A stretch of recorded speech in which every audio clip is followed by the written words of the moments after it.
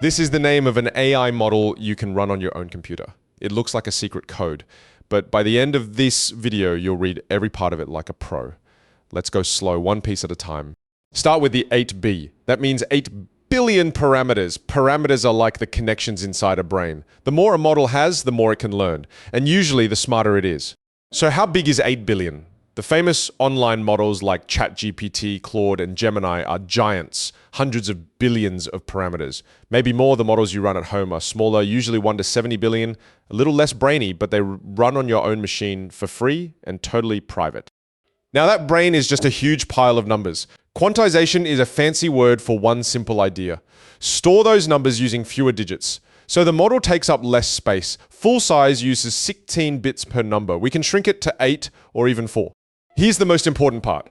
8-bit is almost perfect, basically as smart as the full model. You almost never need more than 8-bit, and 4-bit is about 98% as smart as 8-bit at half the size. That's why 4-bit is the sweet spot. Nearly all the brains half the space go much lower, like 2-bit, and it starts to get dumb.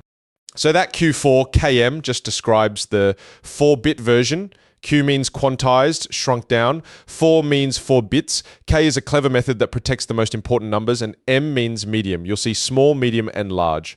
You might also spot MXFP or NVFP.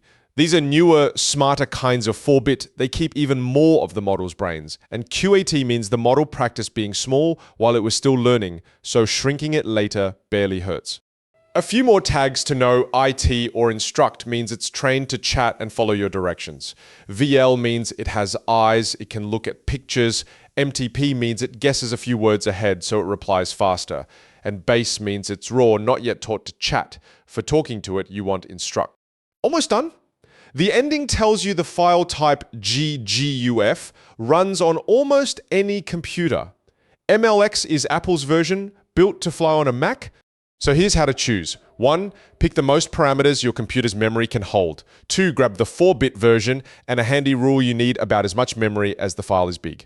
And if you're on a Mac, the easiest way to run any of these is mlx-serve. You just pick a model and it does the rest.